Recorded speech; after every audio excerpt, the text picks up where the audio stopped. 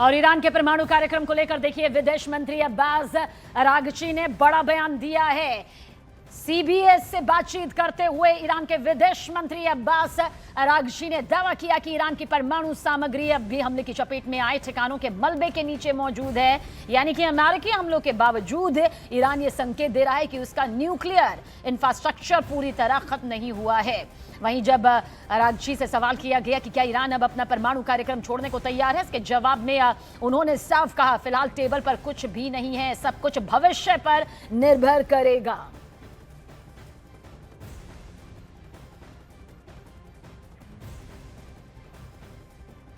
और देखिए ईरान के विदेश मंत्री अब्बास अरागची ने युद्ध में संघर्ष विराम या बातचीत की किसी भी मांग को साफ इनकार कर दिया है। अरागची ने सीधे ट्रंप पर निशाना साधते हुए कहा कि यह गैर कानूनी जंग है और निर्दोष लोग सिर्फ इसलिए मारे जा रहे हैं क्योंकि ट्रंप अपने मजे के लिए यह सब कर रहे हैं। अरागची ने साफ कहा कि संघर्ष तब तक जारी रहेगा जब तक ट्रंप को अपनी गलती का एहसास नहीं हो जाता।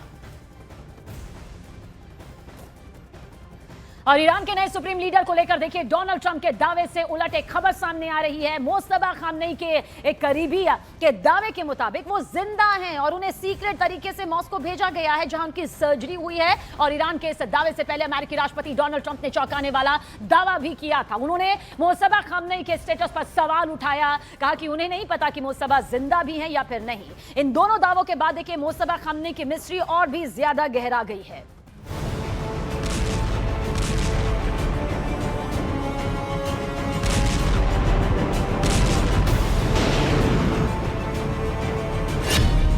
ईरान के नए सुप्रीम लीडर बुरी तरह से घायल हैं।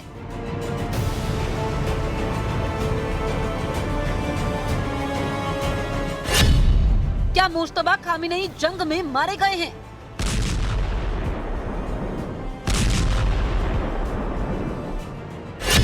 क्या मुश्तबा खामेनेई का मॉस्को में इलाज चल रहा है?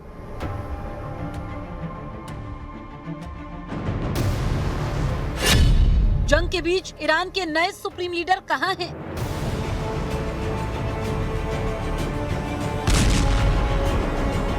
पश्चिम एशिया बारूद की गंध और विस्फोट के शोर से थरथरा रहा है। इस बीच ईरान के नए सुप्रीम लीडर मुश्तबा खामेनेई को लेकर तरह तरह की अटकलें तेज हो गई हैं। विदेशी मीडिया में कभी उनके बुरी तरह से घायल होने की खबरें आ रही हैं, तो कभी उनकी मौत का दावा किया जा रहा है। इस बीच ईरान के सुप्रीम लीडर के करीबी ने कुवैत के न्यूज़पेपर अल जरीदा को दिए बयान में दावा किया कि मुश्तबा खामेनेई जिंदा हैं और उन्हें रूसी सैन्य विमान से मॉस्को भेजा गया है जहां उनकी सर्जरी किए जाने का दावा किया गया। यानी ईरान के सुप्रीम लीडर के करीबी की माने तो मुश्तबा खामेनेई जिंदा हैं, मॉस्को में उनकी सर्जरी की गई है।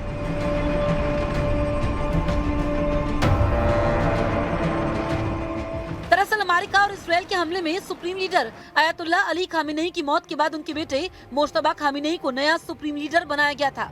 दावे के मुताबिक मुश्तबा खामेनेई की जिम्मेदारी संभालने के बाद इसराइल और अमेरिका ने फिर हमले तेज कर दिए थे।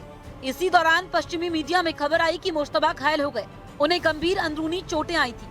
दावा किया गया कि उनके पेट और लीवर में गहरे जख्म हैं। इन्हीं के इलाज के लिए उन्हें मॉस्को ले जाने का दावा किया।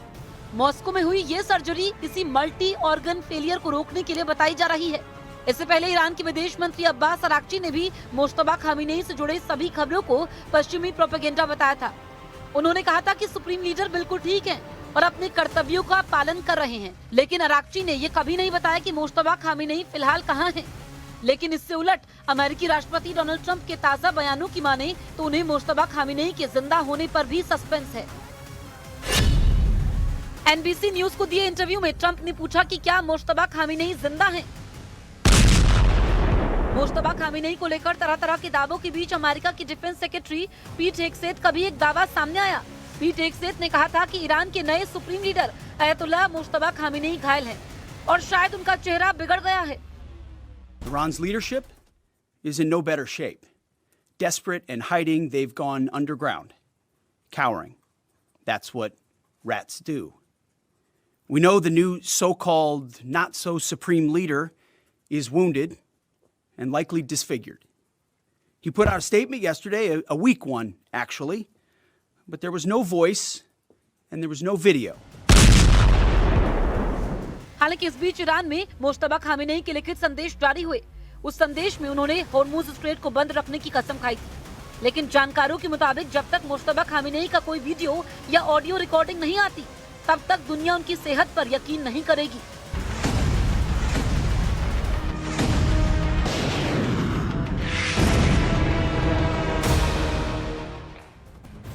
और देखिए, इजरायल के ईरान पर इस हमले में अब सैन्य ठिकानों तक ये सब कुछ सीमित नहीं है, बल्कि अब सीधे मुख्यालयों की इमारतों को कैसे निशाना बनाने के बड़े दावे भी लगातार सामने आ रहे हैं। इजरायली सेना ने हमेदान के हमले का वीडियो जो है वो जारी किया और साथ ही उसने ईरानी शासन के मुख्यालयों पर स्ट्राइक की है। आईडीएफ के मुताबिक इस हमले में IRGC और बसीज से जुड़े इंफ्रास्ट्रक्चर को टारगेट किया गया है और अब ये वो बड़े बड़े टारगेट सामने आ रहे हैं जो किसी भी देश की सबसे बड़ी मजबूती की वजह मानी जाती है, चाहे वो किसी भी मोर्चे पर क्यों ना हो, वो कम्युनिकेशन का मोर्चा हो, आर्थिक मोर्चा हो, राजनीतिक कूटनीतिक मोर्चा हो। अब वहीं पर टारगेट देखिए किया जा रहा है ताकि पूरी तरह से चरमराया जा सके इस महायुद्ध में। और ईरान ने आधी रात में इजरायल पर एक के बाद एक 8 मिसाइल दागे हैं, जिसकी कुछ तस्वीरें भी सामने आई हैं। गाड़ियों और सड़कों पर बिखरा मलबा दिखाई दिया, इमारत को भारी नुकसान हुआ और इस बात की यह गवाही है कि यह हमला कितना ज्यादा भयानक यहां पर रहा है। ईरान के इस मिसाइल हमले के दौरान देखिए 60 साल के एक शख्स भी जख्मी हुए। भले ही नुकसान की पूरी तस्वीर अभी सामने नहीं आई, लेकिन लगातार 8 हमले इस बात की तस्दीक है, संकेत है कि ईरान दबाव बनाए रखने की रणनीति पर अब भी कायम है, क्योंकि ईरान ने साफ कहा है वो किसी भी कीमत पर पीछे नहीं हटेगा और अब खात्मा यहां पर होकर रहेगा, चाहे बेंजामिन नेतन्याहू को लेकर ये खुली धमकी दी गई हो या फिर डोनाल्ड ट्रंप को लेकर दी जा रही धमकियां हों। और देखिए, ईरान वॉर का आधा महीना बीत चुका है। ये वो वॉर है जिसने हर एक घंटे में भयानक तस्वीरें पूरी दुनिया के सामने रखी और इजरायल और अमेरिका ने ईरान के खिलाफ पूरी ताकत यहां पर झोंक रखी है। लेकिन अब देखिए, ईरान ने एक बार फिर ये साफ संदेश दे दिया है कि जिस लड़ाई को अमेरिका और इजरायल ने शुरू किया उसे अंजाम तक यहां पर ईरान ही पहुंचा कर रहेगा।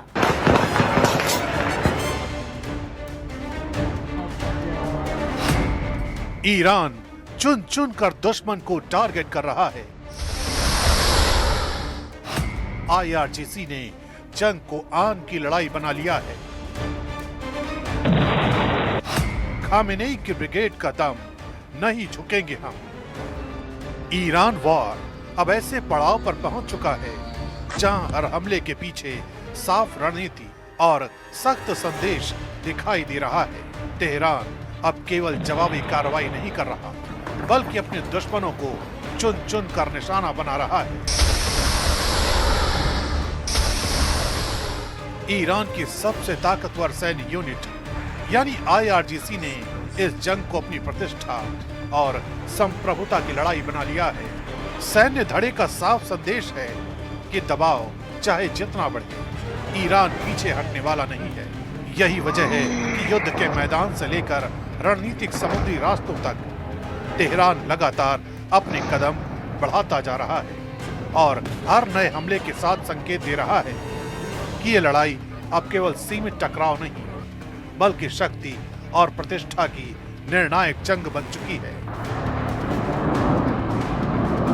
इसी रणनीतिक दबाव को और साफ करते हुए ईरान के शीर्ष सैन्य राजनीतिक नेतृत्व ने अब खुली चेतावनी दे दी है। IRGC के पूर्व कमांडर का कहना है कि जब तक उसकी शर्तें पूरी नहीं होती, तब तक न युद्ध रुकेगा और न ही हॉर्मुज का रास्ता खुलेगा। सुनिए ईरान की ओर से आई ये कड़ी चेतावनी। هیچ ناو آمریکایی حق ورود به خلیج فارس رو ندارن. حضور آمریکا در خلیج فارس عامل اصلی ناامنی‌های 50 سال اخیر هست. بدون خروج آمریکا از خلیج فارس و کنترل تنگی هرمز به دست خود کشورهای منطقه، مخصوصا ما و کشور عمان که دو طرف این تنگه هستیم. ईरान इस वक्त बेहद आक्रामक मूड में दिखाई दे रहा है।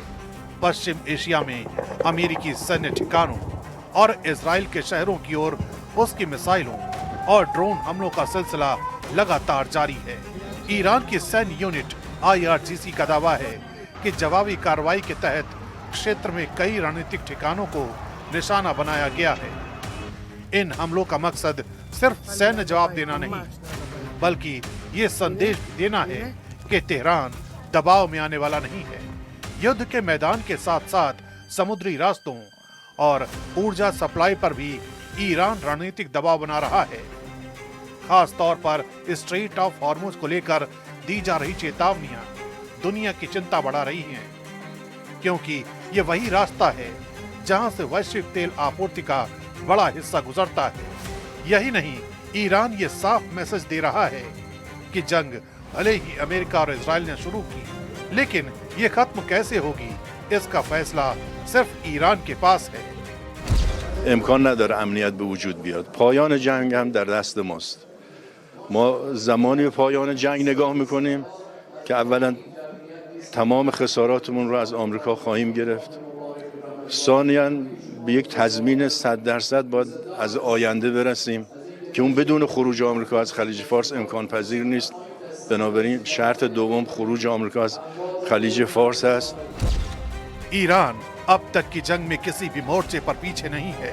जिस तरह उसने अमेरिका और इजरायली वायुसेना के हमलों का सामना किया, ठीक उसी तरह ईरान की सेना ने अमेरिका और इजराइल को जल, थल और आसमान में छकाया है। 28 फरवरी से अब तक ईरान पश्चिम एशिया में Bahrain, Qatar, UAE, Kuwait, Saudi Arab, Jordan, Iraq में अमेरिकी सैन्य बेस को निशाना बना चुका है। यही वजह है कि ये युद्ध अब सिर्फ सैन्य टकराव नहीं, बल्कि ऊर्जा, व्यापार और वैश्विक शक्ति संतुलन की लड़ाई में बदलता दिखाई दे रहा है। और जिस तरह से तेहरान लगातार सख्त रुख अपना रहा है, उससे साफ है कि ये टकराव अभी और लंबा और ज्यादा खतरनाक हो सकता है।